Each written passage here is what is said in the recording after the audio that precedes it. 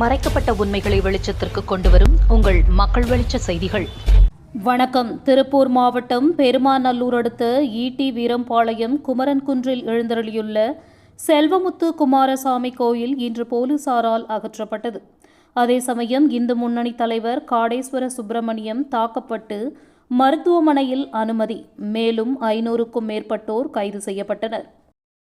முன்னாடியே அங்க இருக்கக்கூடிய கிராம மக்களை ஏமாற்றி அவர்களை நயவஞ்சகமா அவங்க கிட்ட பேசி அது அரசாங்கத்தினுடைய நிலம், நான் பட்டா வாங்கி தரேன்னு சொல்லிட்டு அவங்க கிட்ட பணம் வாங்கி கொண்டு பட்டா வாங்கி தருவதாக ஏமாற்றி இருக்காங்க.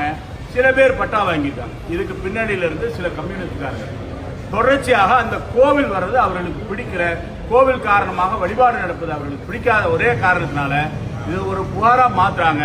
அதன் பிறகு கடந்த 2025 10வது மாதம் 10ஆம் தேதி நீதிமன்றத்தில் ஒரு தீர்ப்பானது வழங்கப்படுகிறது. அந்த கோயிலுக்கு சாதகமா, அந்த ஊர்ல இருக்கக்கூடிய மக்களுக்கு சாதகமாக கோவிலுடைய அந்த நீதிமன்றத்தில் தீர்ப்பு ஒண்ணு, அந்த கோவிலை எந்த விதத்தில் இடையூறு செய்யக்கூடாது, அகற்றக்கூடாது. இடையூறு செய்யக்கூடாதுன்னா அகற்றக்கூடாதுன்னு அர்த்தம். ரெண்டாவது, ஏற்கனவே ஏதாவது பட்டா கொடுக்கப்பட்டிருந்தா அந்த கோவில், அந்த நிலத்துல, அந்த கோயிலுக்கு பக்கத்துல, அந்த பட்டாவை எதையும் கேன்சல் பண்ணக்கூடாது, அதை இடையூறு செய்யக்கூடாது.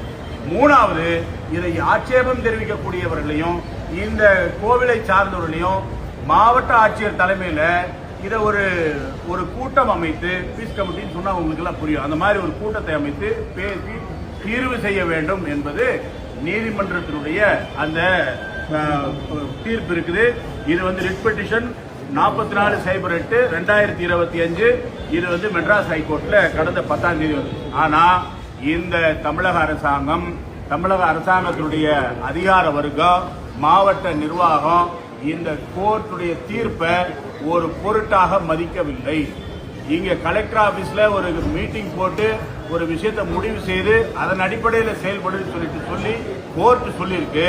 அப்போ எந்த அடிப்படையில், எந்த அதிகாரத்தின் பேர்ல, யார் கொடுத்த அதிகாரத்தின் பேர்ல, யார் பின்னாடி இருந்து இயக்கத்தின் பேர்ல இன்னைக்கு அந்த தாசில்தார் சந்திரசேகரா அவர் சுலைமான் காதரான்னு தெரியல. அப்படி என்ன வெறுப்பு இந்துக்கள் மேல தெரியல. அங்க இருக்கிற கோவில் அகற்ற வேண்டும் என்ற எண்ணம் எதுக்காக அவர் பண்ணது தெரியல.